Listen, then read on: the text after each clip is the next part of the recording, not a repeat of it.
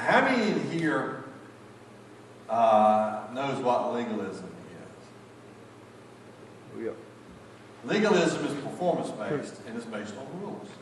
Cookie cutter.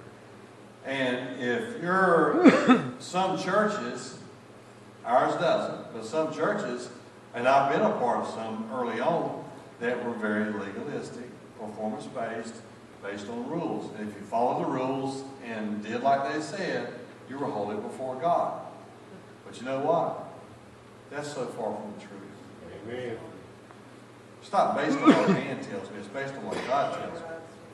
Well, there's still people today, and I counsel with them today, I mean, in this day and time, there's people that I know in my own family that aren't even religious. They have nothing to do with God, but they're very legalistic toward themselves. Okay? What I mean legalistic toward themselves, a lot of times it's because they have a low self-worth, that they feel like they have to be performance-based, and they feel like they got to follow a certain set of rules, and they'll even become perfectionists. But when you see that going on, it's because they have that self-legalism.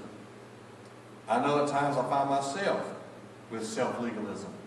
I'm not talking about religion. I'm talking about the way I handle myself. And I think, well, if I follow the rules, if I perform right, then everything will be fine. Not realizing, you know, that can be far from the truth. So here's what happens here. My new image. Day 5. You got 2 more days coming. Day 5, my new image. I only put 1 here instead of 2 because I really want you to stop and think about this. You know, do you know that if you really want to have a good life, you're going to have to learn how to not be performance-based? Because if you're performance-based and based on rules, you're afraid to step out of the mold. You're afraid to step out of the box. You're afraid to reach out and try something new. You want to really have some fun? Laugh at yourself. Amen. The funniest person you'll ever meet is the one you look at in the mirror every morning. Nobody else may not think you're funny, but you're the funniest person you know. Because you're always doing something kind of wild. You're always doing something kind of crazy. You know, Linda and I, we laugh at each other all the time. I laugh at myself. She laughs at me. I laugh at her. You know, it's just you got to laugh. Number 1, laughter does good as a medicine, the Bible tells us. A merry heart, laughter. And also laughing, a good old belly laugh. You know, a good old belly laugh. If you can have a few of them a day, it does the same exercise as running. Wow. So instead of me running across the street, I just laugh. I pull 3 Stooges out, laugh at them. Good old hearty belly laugh. Or I'll look in the mirror and laugh at me. Amen. I'm trying to think of what I did last night. I did something so funny last night. And I couldn't stop laughing, and Linda said, "Have you lost it?" And I said, "Yeah, that's why I'm laughing." Yeah, I can't remember what it was now. I did last night. I was in the hospital last night. Shirley,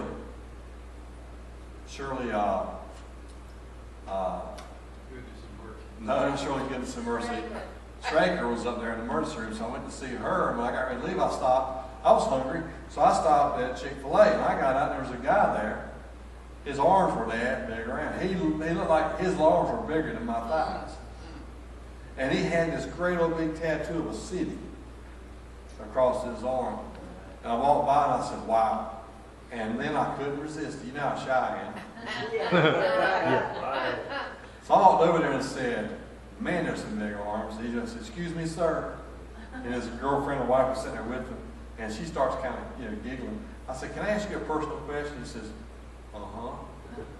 I said, "When you got that tattoo, did they give you a group rate?"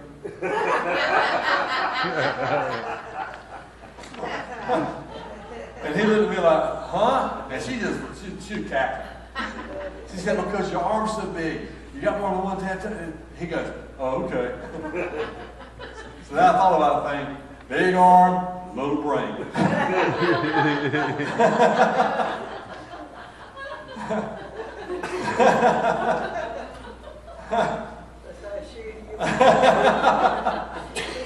Okay. Learn to laugh at yourself. Don't be afraid to try something new. And don't be afraid to fail. If you're legalistic to yourself, you're afraid to fail. You're afraid to laugh at yourself. If you're legalistic toward yourself, you'll walk around stiff all the time. Scared you're going to mess up. Amen. Don't be afraid you're messed up. Go ahead. Step out the box. Here it is. Here's the lie. Lie number 5. There's 7 lies. We already went over the first 4. This is number 5. Lie number 5. My life has value as long as I look good to others.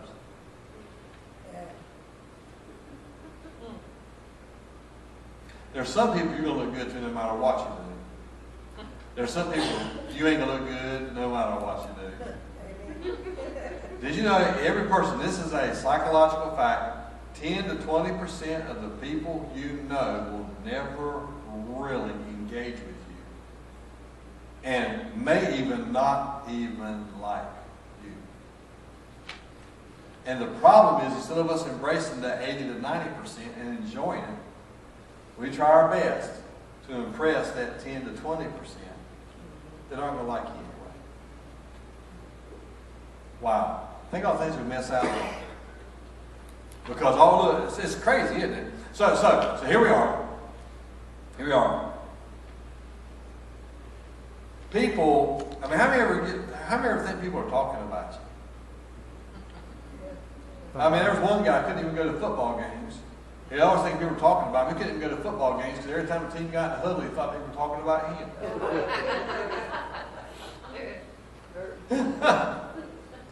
Watch this.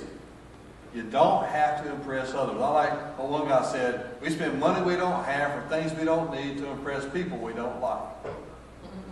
That's right. Wow. Brain dead. Brain dead, yeah. Big arms, little brain. All right. Here we go.